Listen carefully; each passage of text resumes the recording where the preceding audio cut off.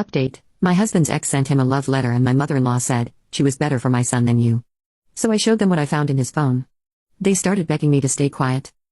My lawyer whispered, the judge should have called us in 20 minutes ago. That's when I saw Felicity rushing toward us, clutching a manila envelope. Stop the hearing.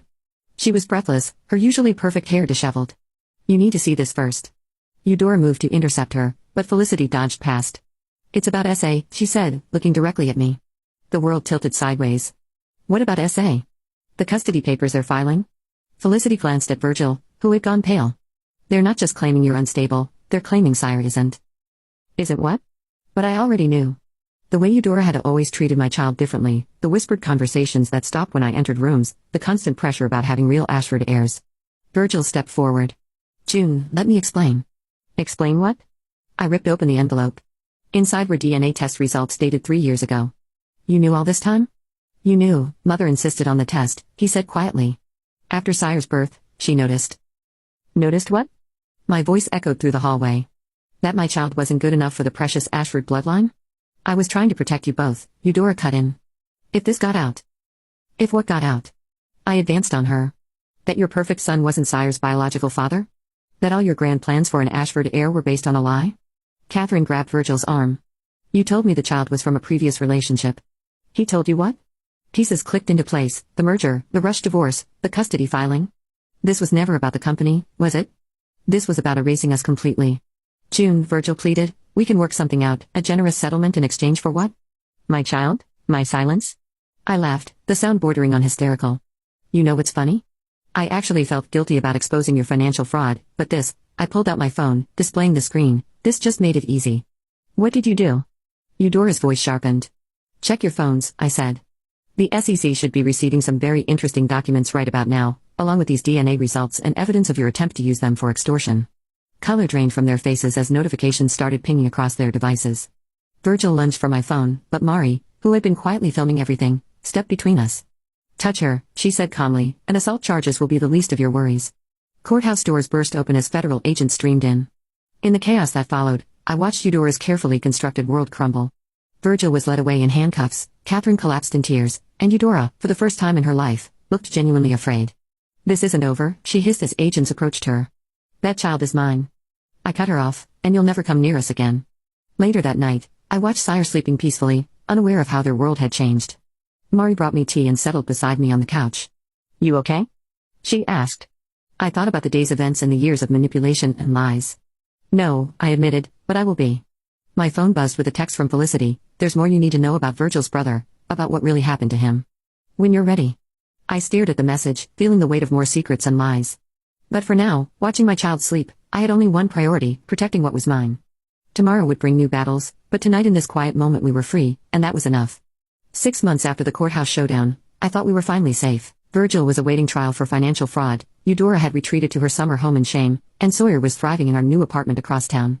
But peace, I learned, was just another illusion. The letter arrived on a Tuesday, no return address, just a thick manila envelope that made my stomach drop. Inside were photos, dozens of them, Sawyer at school, Sawyer at the park, Sawyer and me shopping, all taken without our knowledge. My phone rang. Felicity. They're moving against you, she said without preamble. Eudora hired private investigators, they're building a case. What case? Virgil's DNA test already proved. Not about paternity. About Sire's real father. Her voice dropped, they found him June. The room spun. That weekend in Vegas 5 years ago, before I'd even met Virgil, I'd never gotten his name, never thought I'd need it. That's impossible. Nothing's impossible with Eudora's resources. Felicity paused. There's more, Virgil's brother, his death wasn't an accident. I found evidence, a crash from Sire's room, cut her off as I dropped the phone and ran toward the sound.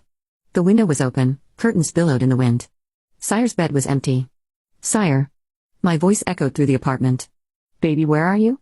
Something crinkled under my foot, a note written in Eudora's elegant script, we need to talk alone. My phone buzzed with an address and a warning, come alone or you'll never see them again. Mari found me throwing up in the bathroom 20 minutes later. The police will take too long. I wiped my mouth and grabbed my keys. She'll disappear with Sire the moment she sees cops. Then I'm coming with you. No. I showed her the photos. She's been watching us for months. The address led to an abandoned warehouse by the docks. Eudora stood in the entrance looking more haunted than elegant now. Where is my child? Safe, she said with their real family. I am their real family.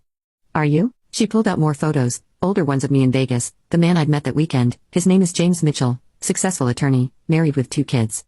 Imagine the scandal when this hits the press. My hand shook. What do you want? Leave town tonight, sign over custody to the Ashfords and these stay buried. She held up the photos. Fight us and not only will James's family learn everything but every court in the country will know about your indiscretion. You destroy an innocent family just to win? To protect my family. Her smile was cold. I've done worse. A child's cry echoed from inside the warehouse. Sawyer. I moved toward the sound but Eudora blocked my path. Choose carefully, Juniper. Your child can have everything, the Ashford name, wealth, status, or they can have nothing, watching their mother's reputation burn. My phone buzzed, a message from Felicity. Whatever she's offering, don't take it. I found proof about Marcus's death. She'll never let you go. Marcus? Virgil's brother, the one who died mysteriously after questioning company finances, the one who'd been engaged to Felicity. TikTok, Eudora said. What's it going to be? Another cry from inside. My child was scared and alone, they needed me. But if I gave in now, we'd never be free. Eudora would always have this power over us. Well, she held out custody papers already drawn up. I thought about Vegas, about secrets and shame, about a woman who'd destroy anything for control, about Marcus who'd probably stood exactly where I was facing impossible choices. No, I said quietly. Excuse me? I met her eyes, finding strength in my fury as I said no. You want a war, Eudora? Let's have one. But remember, you taught me how to play dirty. Her face contorted with rage as I pulled out my phone, displaying the recording app. Sometimes the best revenge isn't about winning, it's about making sure everyone loses together. The warehouse erupted into chaos as soon as I pressed send on the recording. Eudora's confession about Marcus, along with evidence Felicity had gathered, was now in the hands of every major news outlet and law enforcement agency in the state. What have you done? Eudora's composure cracked like fine china. Exactly what you taught me. I stepped closer. Never start a war you can't win. A door slammed somewhere inside the warehouse, footsteps echoed. Final update,